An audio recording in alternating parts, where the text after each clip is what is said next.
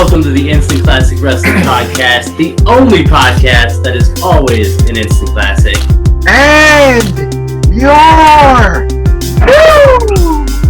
And we want to punch Jim Cornette in the face repeatedly until he bleeds because he's stupid. We will see you on the flippity dippity. Oh yeah. What is going on, everybody? Man, I tell you, I'm tired, but I am here, baby. WrestleMania 32. It was a good one. For a show that we complained about for so long. I think it turned out pretty good. It had its fair share of interesting, surprising, as Casey said on Facebook, maybe even questionable moments. But like Shane McMahon jumping off the top of the Hell in a Cell and surviving. But let's jump right into WrestleMania 32. Did you get a chance to watch the pre-show? I did. Okay, cool. I missed the Usos versus the Dudleys, so I'm gonna give you that one because I was trying to switch places, like switch rooms and whatnot.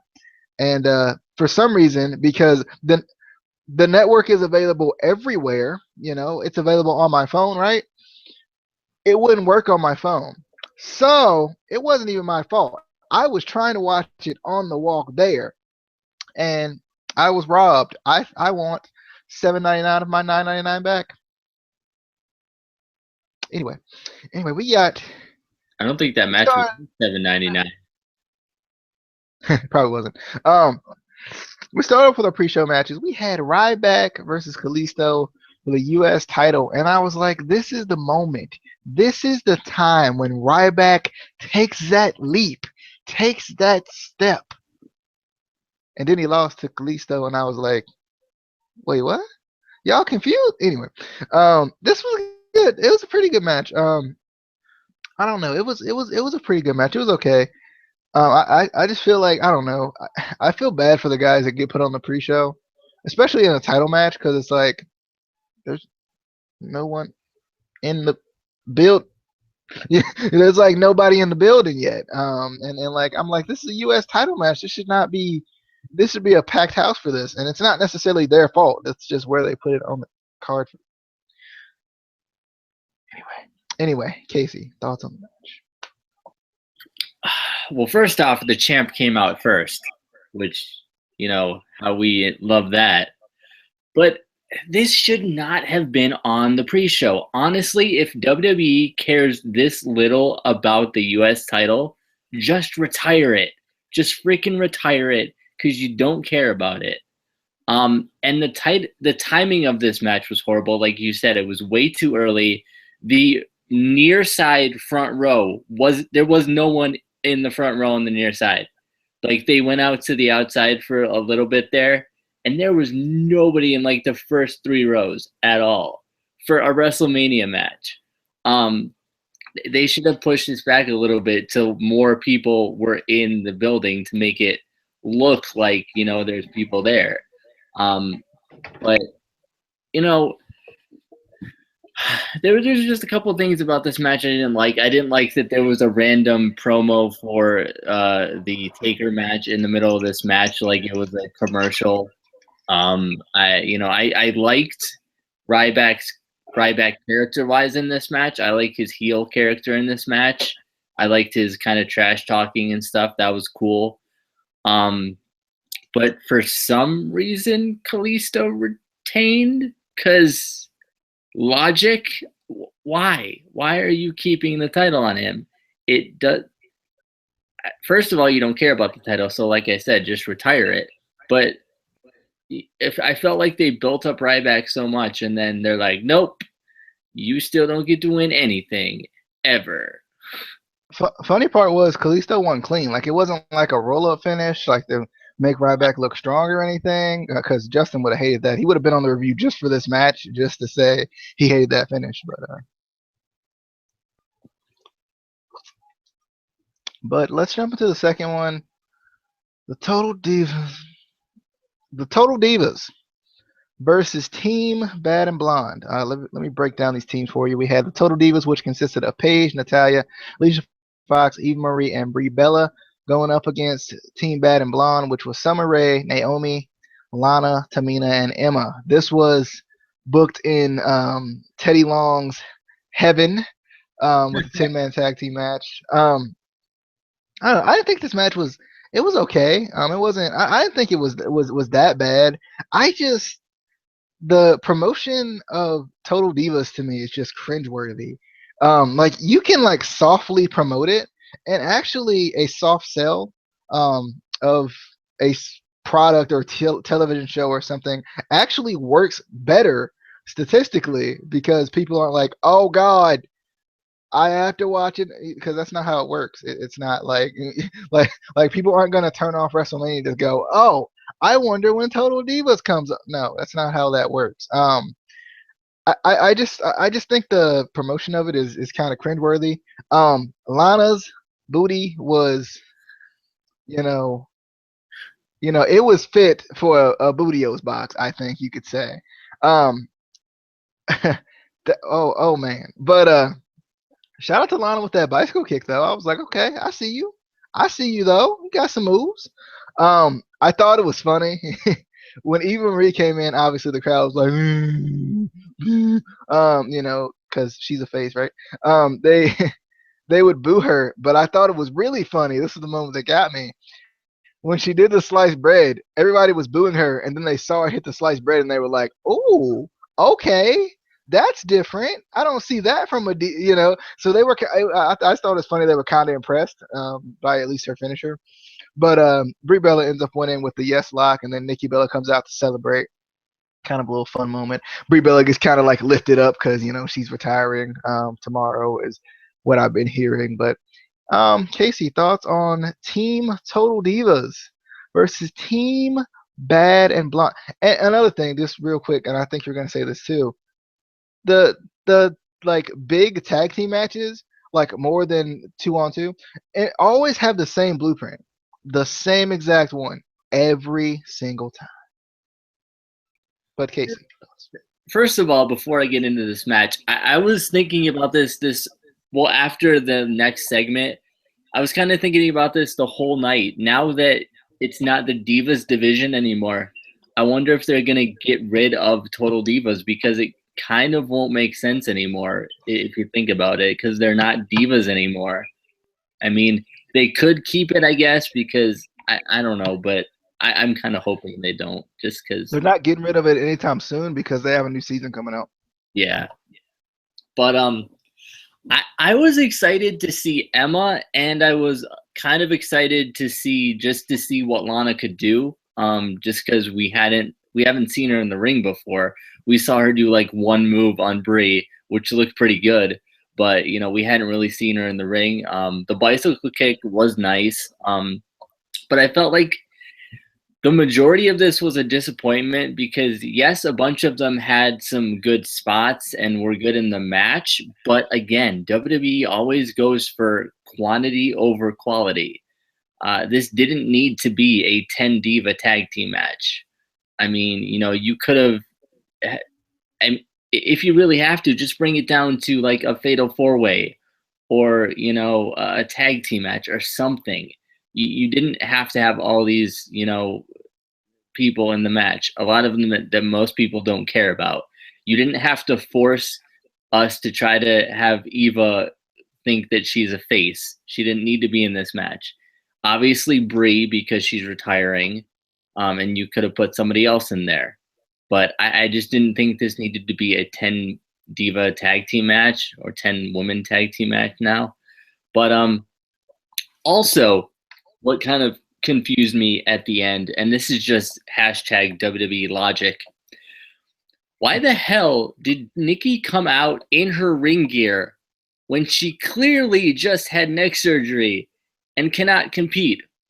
What is the point of putting on your ring gear? You could have just come out in like one of those dresses that you wear on Total Divas, or a nice like outfit or something.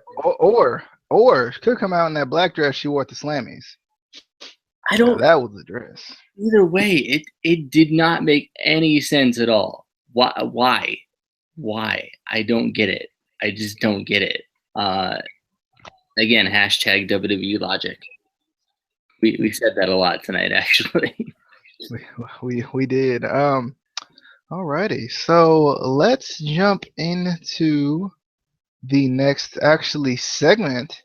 After this divas match at this point, Lita presented a new women's title, which is made after the WWE World title, which is pretty cool. Equality. I definitely like the new title. I think it has a nice feel to it. And it's not like big old just women like like right across it, which I think is kind of cool because it shows that like that kind of equality type of a thing. I definitely like the title.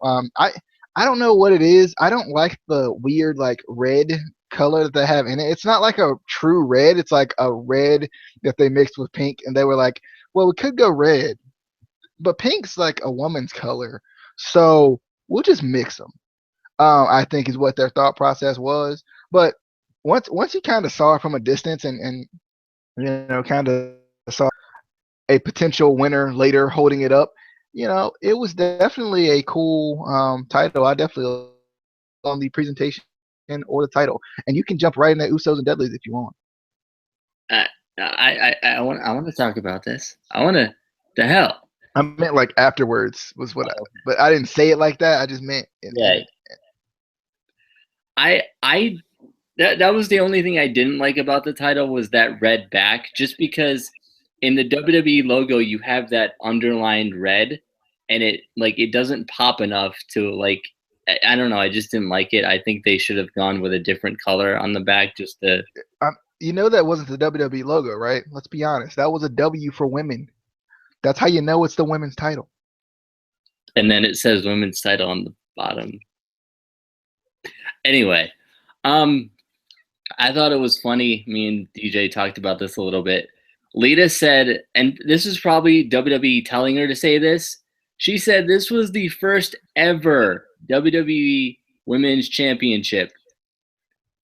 The Divas Championship was established in 2008, well after WWF became WWE, and there was a WWE Women's Championship before.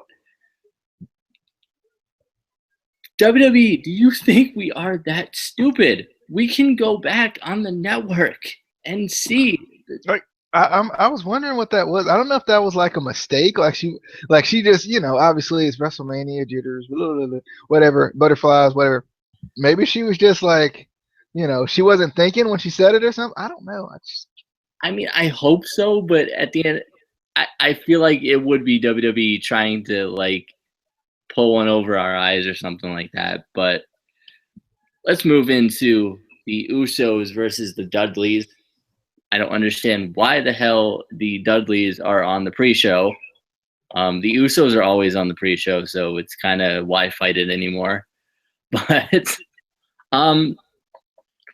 just with so much trash talk about Rikishi in this match from Bubba, I almost expected a return from Rikishi. Almost. Just because he was, and he has been through this feud, but it felt like he was doing it a lot tonight, like building up this feud even more. This was a good match though. Some points seemed a little bit sloppy, but it was good.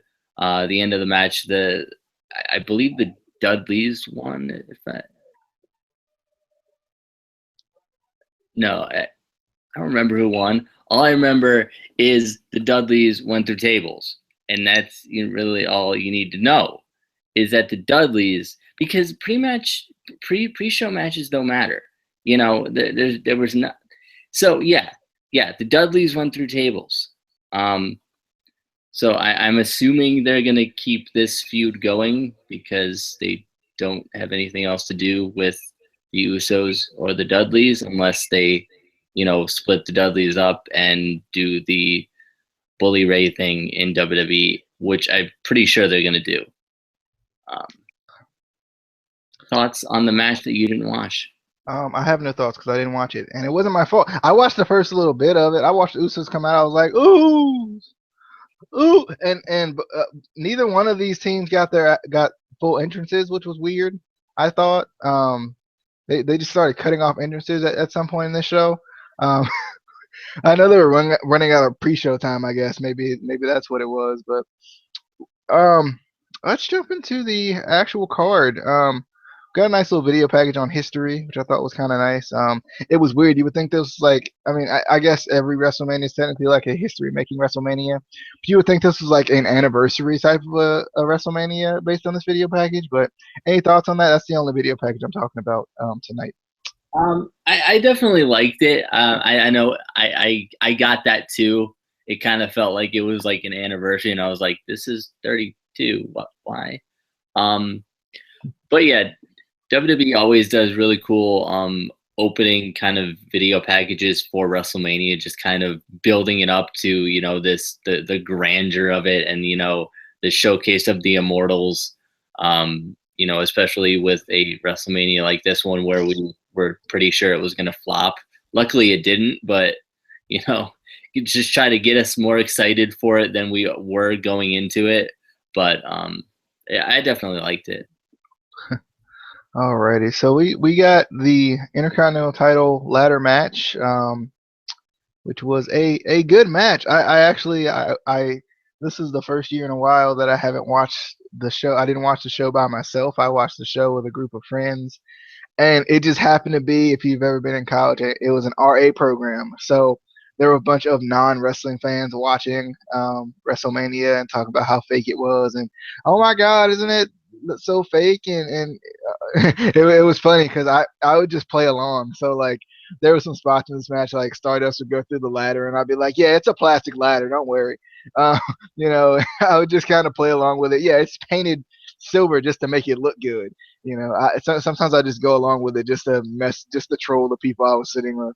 Um, but shout out to the Dusty Rhodes tribute. No one got it with the group of people I was sitting around. Which was funny. I was like, I loved it though. And it was funny because Kevin Owens throws it out of the ring, and I was like, okay, screw you, Dusty Rhodes, right? That's what that means. I was like, Kevin Owens, the ultra heel. But love the suicide dive through the ladder by freaking Sami Zayn, epic. It was incredible.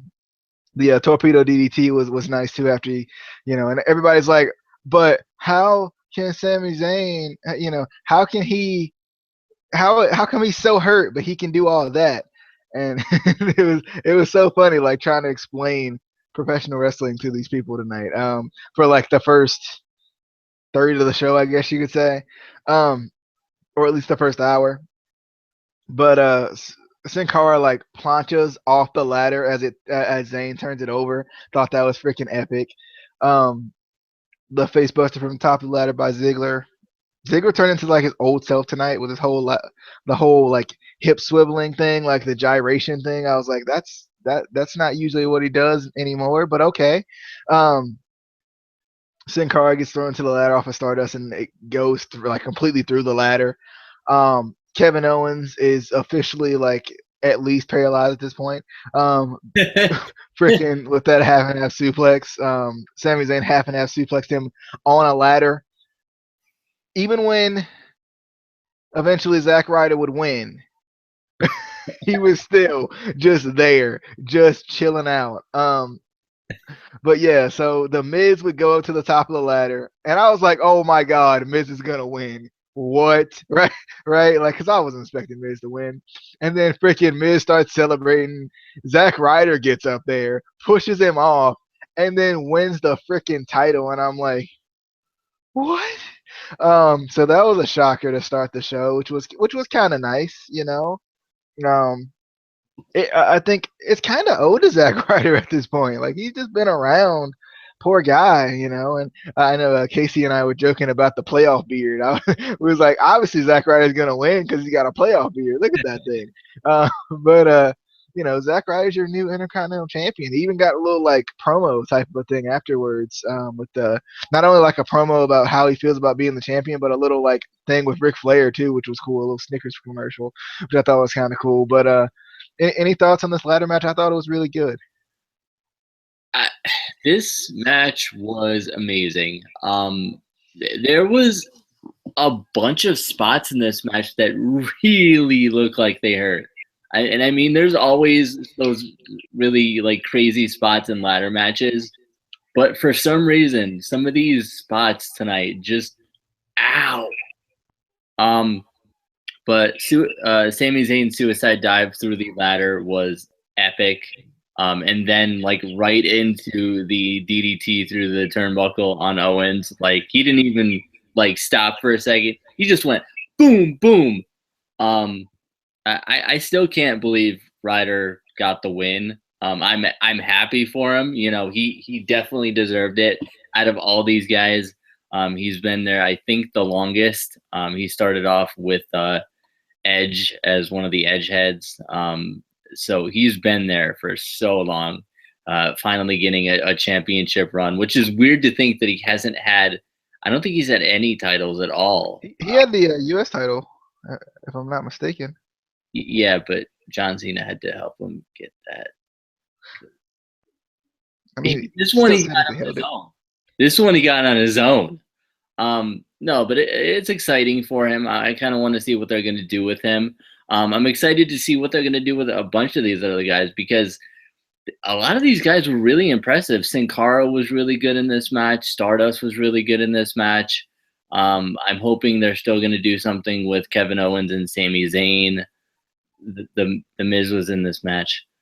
That's all I'm going to say about the Miz is he was in this match. But yeah, definitely a really good match. You know, we were kind of going into this match, I feel like, a little bit underwhelmed just because the past couple of years we've had the Intercontinental Ladder match. So it's kind of getting, you know, okay, can we do something different now? But this one definitely, you know, took the ones from previous years and kind of pushed it up a little bit more. And I think it's just because, you know, you had all these good guys and you had somebody that you really did not expect to win. I don't think anybody expected Ryder to win. I think he was like the last person anyone would have chosen to win. But definitely a good match. Yeah, I'm wondering what they're going to do with Zayn and Owens now. If they're going to have like some kind of break-off feud or something, or because I'm not really sure anymore with that. Are they going to like forget about it and then bring it up like a year from now or something? Because, you know, that's what. Anyway, let's jump into the next match. We had AJ Styles versus Chris Jericho. And since I don't want to give you the New Day versus the League of Booty, I'm gonna let you take this match. All right. Because the New Day versus the League of Booty was really bad. It was booty, as I would say. Yeah, it was. Yeah, it was. Jericho versus Styles.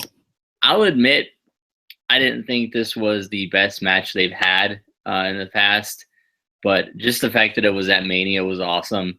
I feel like this Mania was just kind of cooler in a way than past Manias, just because you had so many guys that I feel like we never really thought we would ever see in WrestleMania. You know, guys like Kevin Owens, Sami Zayn, and AJ Styles. Three guys that I certainly never thought we would actually see in WrestleMania. And this is, you know, their first WrestleMania, which was kind of cool. I was kind of pissed that they teased the Styles Clash at first. Then he finally gets the Styles Clash, and he doesn't win with it. Let him win with the Styles Clash. It's freaking named after him. Let him win with it. But I don't know why Jericho won this match. I don't. There's nothing that it doesn't benefit him at all. It would have benefited AJ Styles a lot more if he won. I don't know what they're gonna do with this now. I don't know where they go from here. It just kind of, this was one of the kind of, it was a good match, but it was like, okay, why? But it was a good match. Definitely, like I said, really cool to see AJ Styles in his first WrestleMania, even though he lost. But thoughts? Yeah, I agree. This was definitely a good match, but the ending was quite surprising. Um, one thing that got me was that freaking Codebreaker. I thought that Codebreaker looked really good. I don't know what it was about him hit him with one knee instead of two knees, but it just looked really devastating tonight. But yeah, I thought this match was really good. I enjoyed it, but I'm wondering about that too. What they're gonna do with Jericho winning? You know, if Jericho was gonna win, I would have rather it had been like earlier on, not necessarily at Mania, because I feel like Jericho's gonna leave, and then like AJ Styles is gonna have to deal with losing Jericho. It is gonna be a thing. But next we got the New Day versus the League of Nations. First off, the New Day's entrance was epic.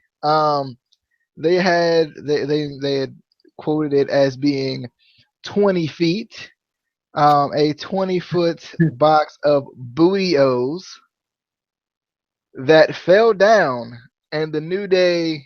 I don't know if they actually came out of it. It didn't look like it. I think they just tried to make it look like it with the camera work. But they made the illusion that they came out of the box of booty-os, which was kind of interesting. I just thought it was hilarious. I was cracking up. Obviously, these people are still in the room at this point, and I am marking out for my New Day because I love the New Day. And they cut that promo, and I they hit the part where they're like, you got to eat your booty-os because they make sure you ain't booty. So I was repeating that portion of the promo. Everybody was probably like, what? But New Day versus the League of Nations. I thought this match was just there was just nothing to it. I think the issue was that the titles went on the line. Number one, they changed it to a 6-man and still didn't put the titles on the line. Honestly, I think it was because screw Wade Barrett, he's leaving, right? So why would we care about him? It's he's leaving. Shouldn't have told anyone. He should have just kept it a secret, just left, and he would have been fine. He would have had his WrestleMania moment, but no, his WrestleMania moment is getting beat up by Shawn Michaels, Mick Foley, and Stone Cold after this match. Because the League of Nations end up winning. I think not putting the titles on the line was an excuse to let the League of Nations win. And then Stone Cold, Mick Foley, and Shawn Michaels come out, which was an epic moment. They take out the League of Nations. Then Woods tries to get Stone Cold to dance. And, Stone Cold kind of goes with it for a second, but Xavier Woods gets hit with a stunner, which was funny. So this was a fun little segment to kind of end out a dull match. Any thoughts on the League of Booty getting the win? I liked the entrance. I liked the big old 20-foot. It was like 10 maybe. Come on now. Foot box of booty-os, and I like that some booty-os actually came out the box. They didn't. That was kind of cool. I like. Make sure you ain't booty. I also liked the entrance gear they had, the Dragon Ball Z inspired. That was kind of cool. But just what the hell, WWE? They said on the pre-show this was going to be a 4-on-3 handicap on the pre-show the same day, less than an hour before. They said this was going to be a 4-on-3. Now it's a 6-man. Because WWE. I don't know. I wanted to be excited for this match, but creative has no idea what the hell they're doing. I still don't understand why the titles weren't defended, especially at WrestleMania, your biggest show of the year. Every title should be defended. Every title. And not on the pre-show. Yeah, and not on the pre-show. I don't know, but as I predicted, League of Nations won, but it meant nothing. Nothing came out of this at all, except for we got to see Foley, HBK, and Austin. But still, The title should have been on the line. This was a waste of a perfect opportunity to. I don't know. We got to see that big box of bootios. That was the highlight of the night. But next we got Dean Ambrose versus Brock Lesnar, a match that I think both of us just feel like it ended too soon. There just really wasn't much in this match. It seemed like you had all these things come up where Dean Ambrose is getting weapons passed down from him and whatnot, and he obviously teased those weapons but never used them in this match. Of course, suplexes, because that's all Brock knows how to do, I guess, at this point. And then there was a pile of chairs that Ambrose had set up, and he goes for a shot with the barbed wire wrapped bat, and he gets hit with a German on the chairs, and then the F5 on the pile of chairs for the win. This match just felt kind of short to me. I feel like it was just it was a lot of build up to it. The build up was really good. Like, they made the build up really epic, but then the match just kind of fell flat for me. Casey, any thoughts on the match? I mean, I love Ambrose. I think I think the low blow he gave to Brock should be called the Yam Bag Special. I just think they should call it the Yam Bag Special from now on. I love when they went over to the German announce table and Ambrose hit Lesnar with the laptop. One of the fans yelled, "I hope you're backed up." I kind of laughed at that one. Brock tried to suplex Dean onto the pile of chairs and just completely threw him right over the chairs. I was like, come on now. But yeah, the win just didn't seem like it was ready to happen. Like, it wasn't like, I felt like the match was supposed to go on more or should have gone on longer. Especially for the build-up and how intense the match was getting. Like, I felt like the match was getting really intense. And, Dean Ambrose is one of those guys that it felt like he wasn't, finished. Like, he should have kicked out. It just, I don't know. And then after the match, I felt like, when Lesnar was walking back up the ramp, I felt like, Ambrose was going to grab the mic and be like, "Hey, I'm not done," or something. And, it was going to continue the match or something. I felt like something like that was going to happen, and it didn't. And I was like, oh, okay, now what? What are you going to do with Ambrose now? Not put him in a title match? Okay. Yeah.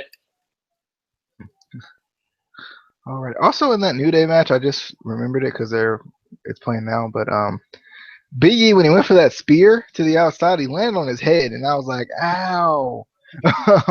I was just like, "Ow, my!" But next we got Charlotte versus Becky Lynch versus Sasha Banks, which may be for the women's title, which may be match of the night. This match was really good. I really enjoyed it. I think it seemed like it started off a little bit slow, like initially, but then I really liked it. Loved Sasha Banks' entrance.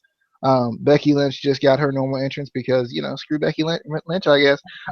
And Charlotte got a nice little addition to her entrance with the robe and being able to kind of unveil and whatnot, which is kind of cool.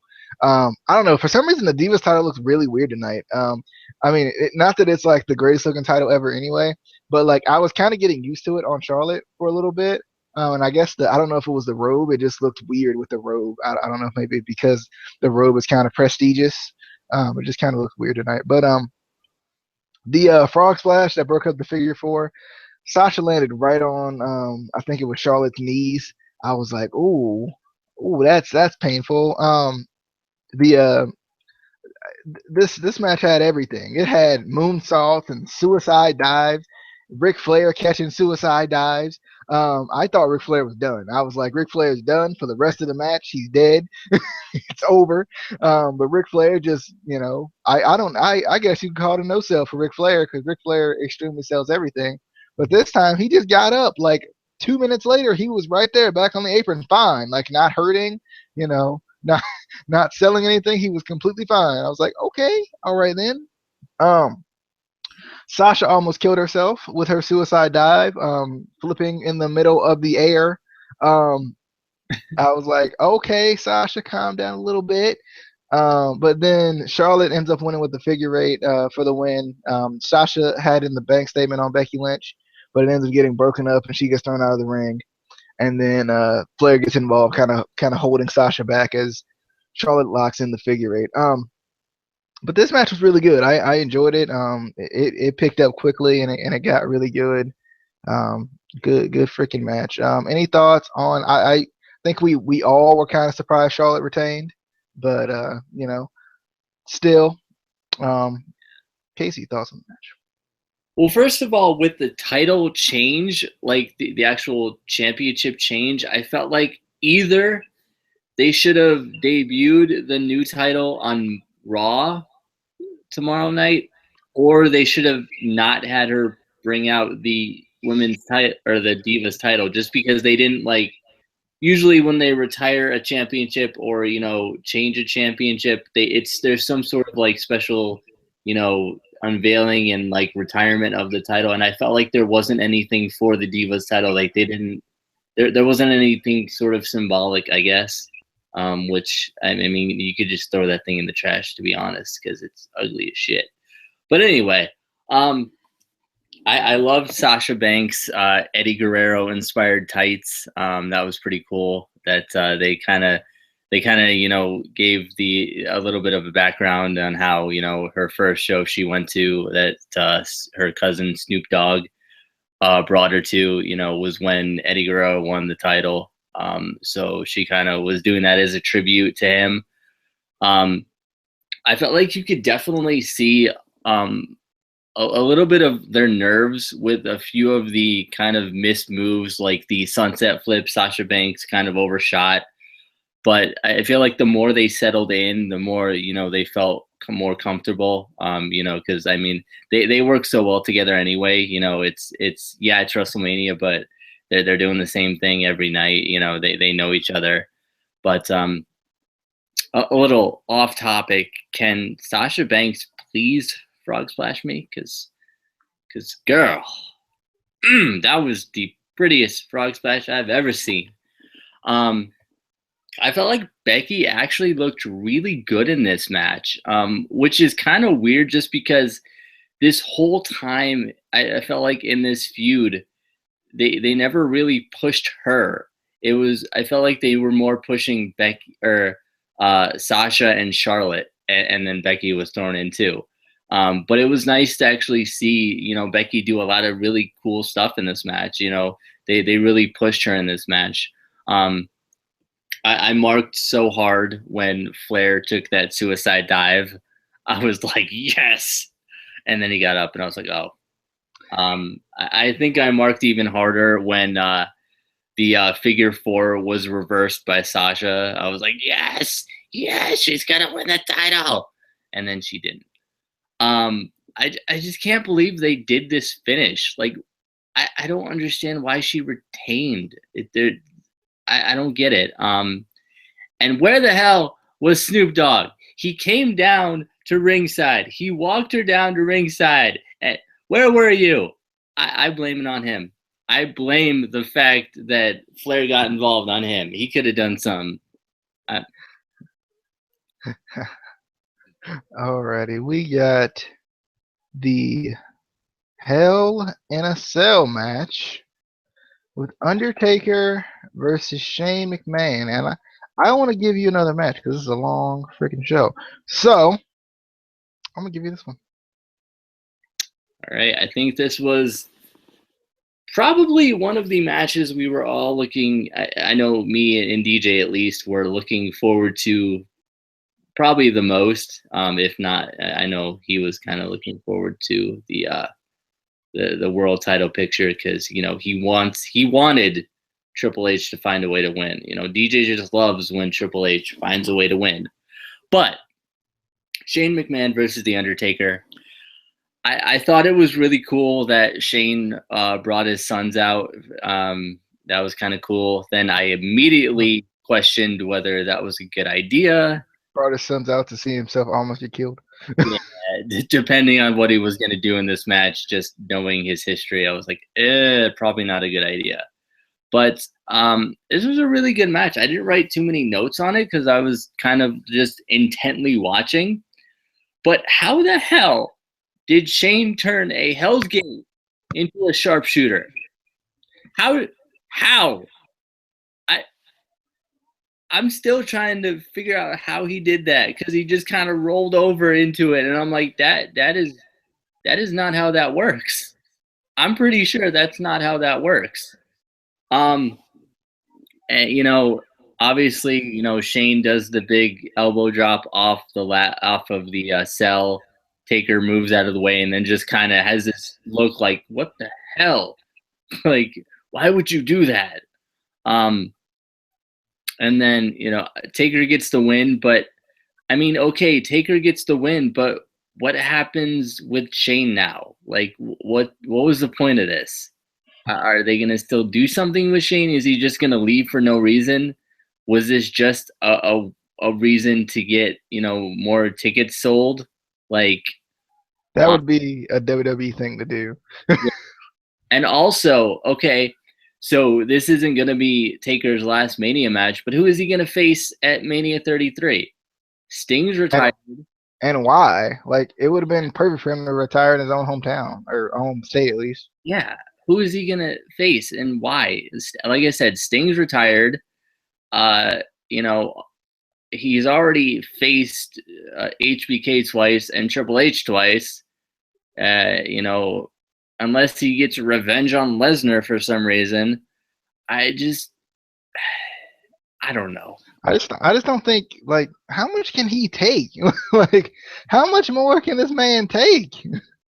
Like, I mean, like, he's what, 50 now? Like, give the man a break, like, goodness. I don't know. I felt like Shane was gonna find a way to win this match. Because we had the whole, like, the Authority's been going on for so long, and obviously we felt like Triple H was gonna lose in the main event, so the Authority is completely, like, out of power or whatever. They can kind of, like, just hang out in Connecticut or something and kind of take some time off from being busy all the time, at least on screen. But this match, it was definitely good. You've seen some crazy spots with the choke slam on the steps, the missed elbow on the steps, the Shane reversing that Hell's Gate into the sharpshooter was epic. I don't even know, like, when Shane locked in the sleeper and Taker, puts him through the table. Thought that was pretty epic. Freaking, I like that. Like, I know Shane's taken some bumps, like some crazy bumps before, but it's been 7 years since I've seen a Shane McMahon bump. So I was freaking out when he got on top of that cell and was about to put his elbow / body through, put his elbow / body. Justin's calling me right now.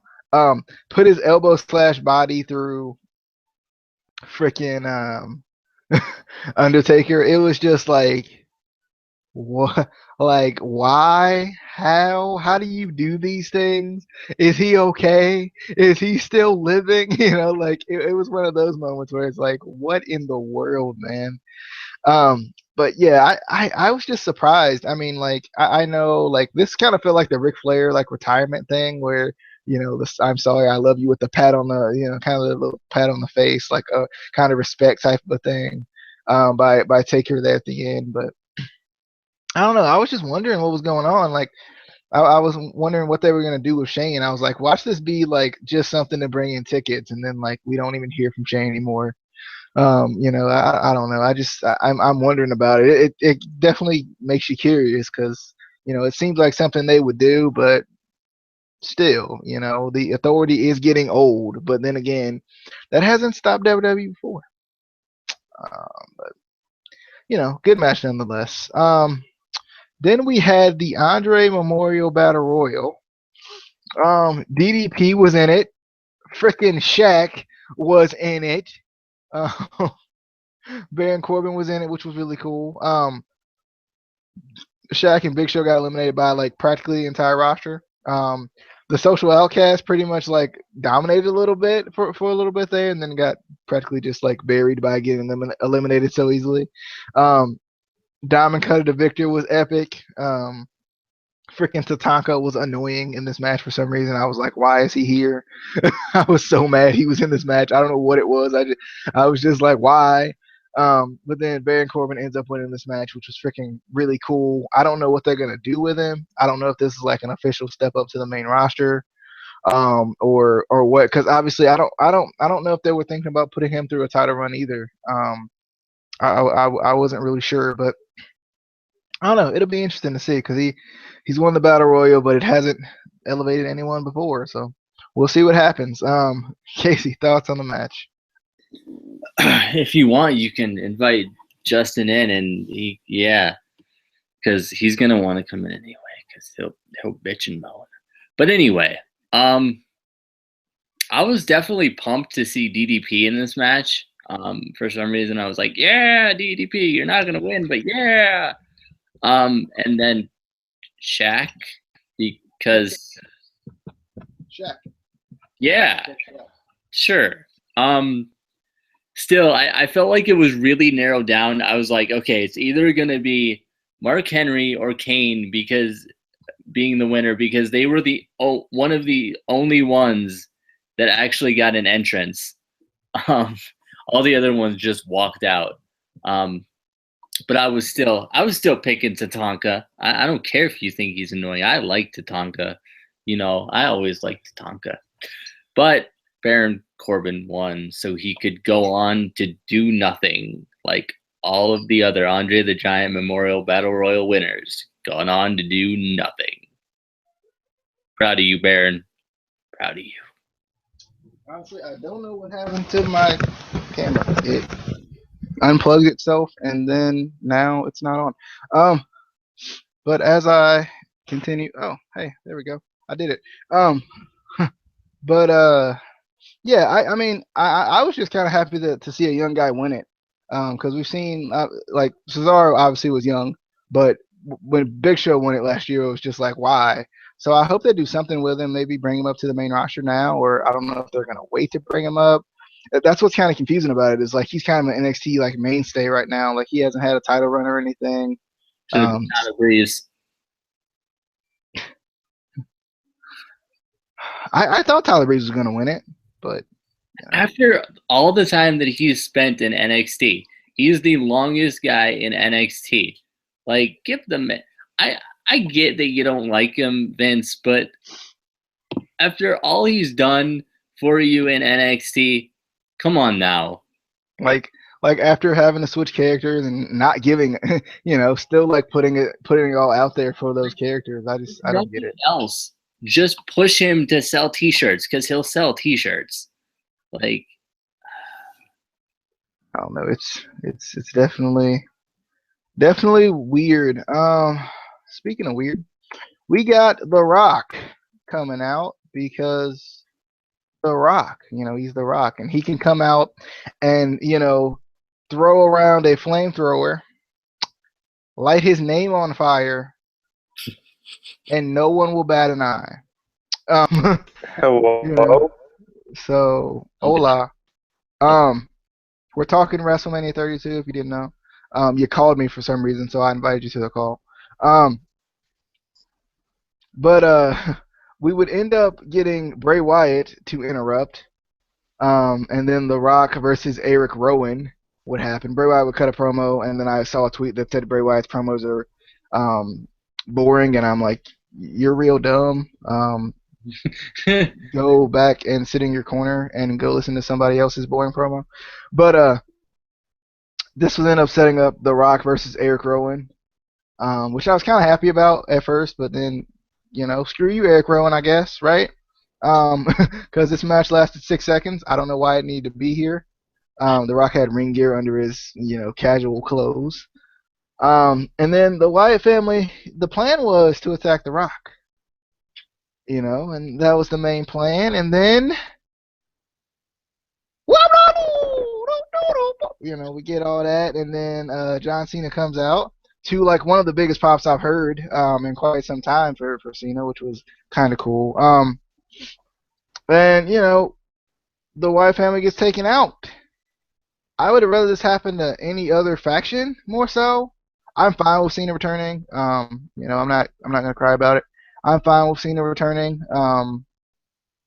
But still, I just wish they would quit doing this to Bray. Another, it's funny. All the guys who work hard, all the guys who work hard. Let's just bury them. But I don't know what Justin's doing, so I'm gonna go to Casey. I honestly, it's not even that Cena returned. I kind of figured he was gonna return because I watched the Hall of Fame induction ceremony and he was there to induct Snoop Dogg. So I was like, okay, Cena's back. He's obviously Because he's a rapper, yeah. by the way. He's a multi-million-dollar. Um, Anyway, technically, he is a rapper if you think about it, because he rapped on the soundtrack for 2K16. anyway, I just don't like that they again used burying Bray Wyatt and the Wyatt family to return the to return Cena. Like you said, he he works so hard, and he's one of the best characters WWE has, and they still just bury him. They obviously hate Eric Rowan because they always throw him to the wolves. But Oh God. you could have set something up. I got excited honestly because I was like, okay, maybe they're gonna set up a Rock Bray feud or something. That would be cool to kind of really put them over. But no, they used this to return Cena. Uh, they could have had him return in the Andre the Giant Memorial Battle Royal and had him win and had him go on to do nothing, and I would have been fine. I don't know. I just don't like that they used the Wyatt family and buried them. All right, I agree. I think it's real dumb. Justin, thoughts on this segment? Or I actually the really, rest of the pay-per-views you decided to miss because you showed up late? well, I actually really enjoyed That's none of this. my business. I actually really enjoyed this segment. Bray Wyatt, he's got on the mic all the time. Like, yeah, he was just really gold here. He worked well with The Rock here. And I thought that was really funny how The Rock, he had his ring gear already ready to go. He was like, oh, I'm ready to go. I'm ready for the fight. So I thought that was pretty good. At first I thought we were going to be getting Bray Wyatt versus The Rock. I'd be like, yeah, that's going to be awesome. But no, we get The Rock versus Eric Rowan in all 6 seconds. That Rock bomb and then pins him, and that's that. I mean, at least it wasn't Bray Wyatt who took that 6 second match. I mean, That's what I was thinking. I agree. I mean, that's kind of good. But then, of course, after the match, John Cena had to come out and help him. And I was kind of wishing that maybe Cena would have, when The Rock was doing the People's Elbow, maybe Cena would have clotheslined him or something, like turn Cena heel. That would have been pretty cool to see. But I don't know. This is Cena had to do a Super Cena and had to come back, which, I mean, yeah. DJ, I don't know what to say about that anymore. Any thoughts on Baron Corbin winning the Andre Memorial Battle Royal? That came out of nowhere. Like, I wasn't expecting Baron in that match. Like, a lot of the stuff on the show came out of nowhere, and a lot of the outcomes were going like, wait, what? Like, the show was good, but like the outcomes were odd in my opinion.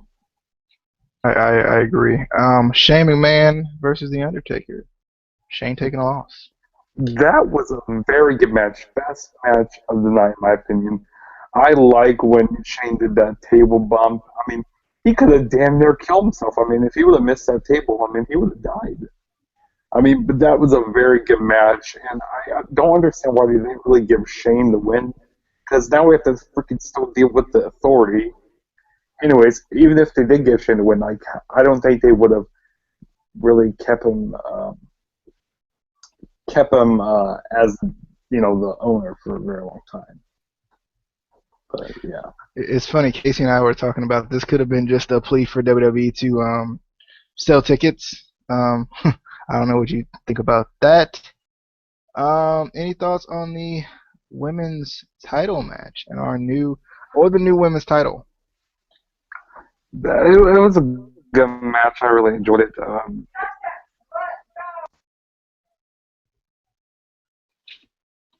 All right then. I don't know if it's coming back or not. Um, but let's just jump into the main event while we're waiting on Justin to maybe come back.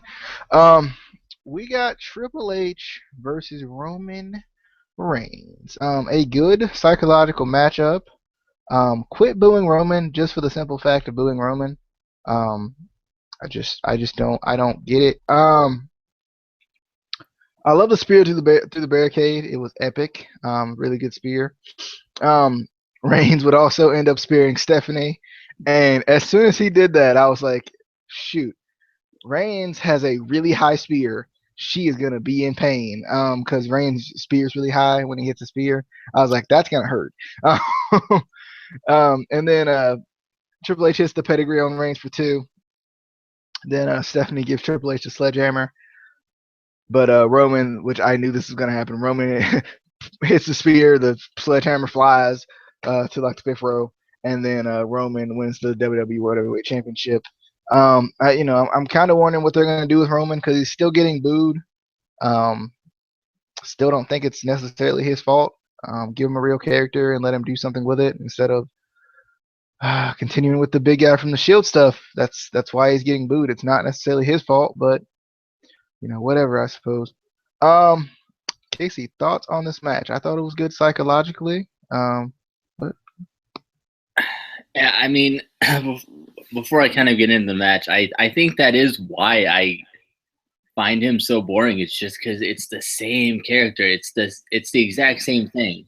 Like there was like yellow outlining on his ring gear, but it's the Shield, and they need to get away from that. But this was a very intense match. A bit slow, but you kind of expected that with these guys. The spear through the barricade was awesome. I think it seemed a little bit even more intense just because it kind of came out of nowhere from the camera angle. The camera wasn't following him as he did it, but for a while, this match really did kind of seem uneventful just because, especially with this being an authority match, I expected some sort of like interference, whether it was a face or a heel or something. And then Stephanie got speared, and I was like, yeah.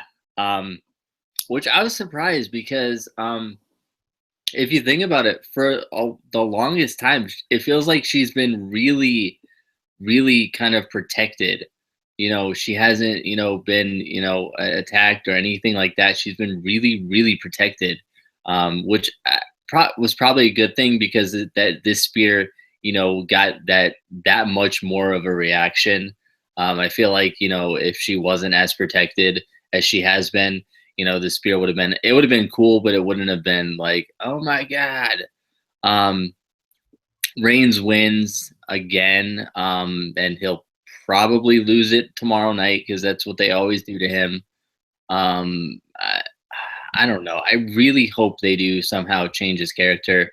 I know they won't, but I don't know why they keep keeping. it was weird. This match was weird because they would do that whole thing where like he was teasing weird stuff throughout the entire match with that weird tongue thing. He was teasing like maybe a heel turn throughout the whole match.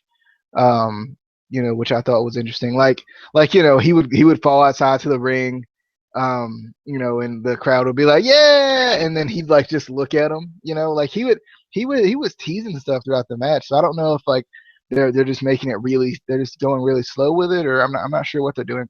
I think the issue is, and I think it kind of hurts WWE a little bit too. is when you turn him heel, people are just gonna cheer him. So like it's not gonna matter. Like the response is never gonna be what they want it to be. Because as soon as they turn him heel, they're just gonna be like, "Yay!" They're not gonna boo him. I feel like to turn him heel, this would have had to have been a triple threat match because I don't know how they would have turned him heel in this match against somebody who's a super heel like that everybody needs.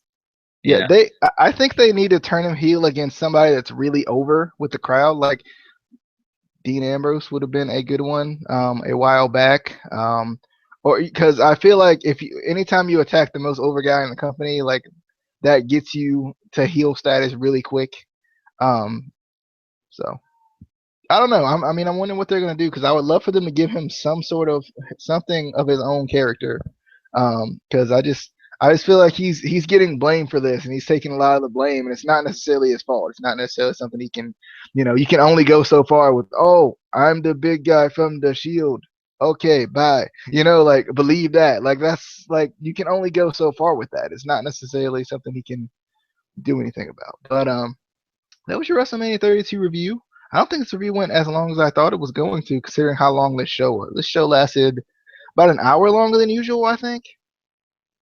It was already an hour extra anyway because it started at 7, but usually it ends around 10:45 and ended at about probably like 11:45. You think? I'd say I think it was like a little bit after midnight. It felt like. Maybe so. Yeah, I think you're right. So yeah, we got a lot more WrestleMania this time. I think this is obviously the longest WrestleMania they've had. I don't know why they made it so long this year. I don't know what it was about it that made it so long. I was expecting something there at the end too. Like they had a really long like ending celebration thing for Reigns. You know what I mean? They had like it was just really long. Like even when Cole was like, "Thank you, have a good night," there was still like a minute and a half or so like of him just celebrating. I was like expecting something. Yeah, I was like, come on, Rollins. Just because I've seen a lot of like Rollins posts on like Facebook and Twitter, where I think he posted something on his Facebook account, or whoever posts on his Facebook account for him, saying whoever wins the title is just keeping it warm for me. I was like, maybe he's he's obviously not ready to return, but maybe we'll see him or something. So I was excited, but yeah. I'm wondering what they're gonna do. I'm wondering if they're gonna like have him cut some promos or something to come back, or how they're gonna do that. Because I know, torn ACL is an injury that you never want to rush back into. RG3 knows. You never want to rush back into that. So I don't know. I'm wondering.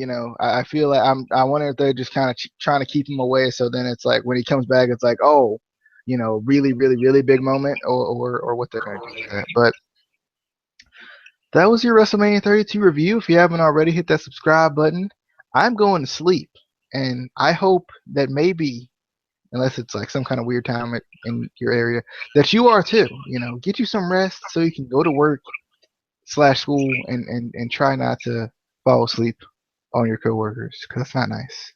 But if you haven't already, hit that subscribe button. Make sure you give us a thumbs up if you like the video, and don't even worry about the thumbs down. It's not even an option. It's not even an option because you loved it regardless. It's just how it works.